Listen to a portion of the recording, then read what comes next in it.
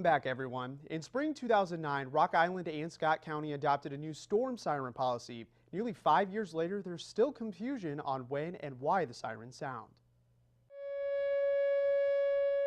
Outdoor warning sirens aren't just for tornadoes anymore. Did you know that it's also for severe thunderstorms with winds of 70 miles per hour or greater, or even golf ball sized hail? No, I didn't.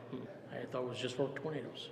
Sirens don't sound for every severe thunderstorm warning. You'll hear them in Rock Island and Scott counties when the National Weather Service issues a warning for winds of 70 miles per hour or greater, or for hail golf ball size or larger. It's a bad weather occurrence, so I would think a bad thunderstorm can cause as much damage as a tornado.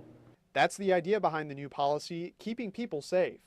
I think that's indoors you should be able to hear it, but I can't hear them when I'm indoors. Emergency management agencies emphasize that storm sirens are absolutely not meant to be heard from inside your own home. Sirens are meant for people who are outside. If they hear that siren, they're to seek shelter somewhere inside. If you are indoors, the best advice is to have a NOAA weather radio on hand. Tornado warning. They will sound an alert at any time during the day, 24/7, should a severe weather alert be broadcast. When severe weather threatens, be sure to stay ahead of the storm. You know, if you know that weather is brewing, half the time you've got the radio or the TV on. Great advice there from Marie. When severe weather threatens, stay with CBS 4 on your television, on your website, and on social media.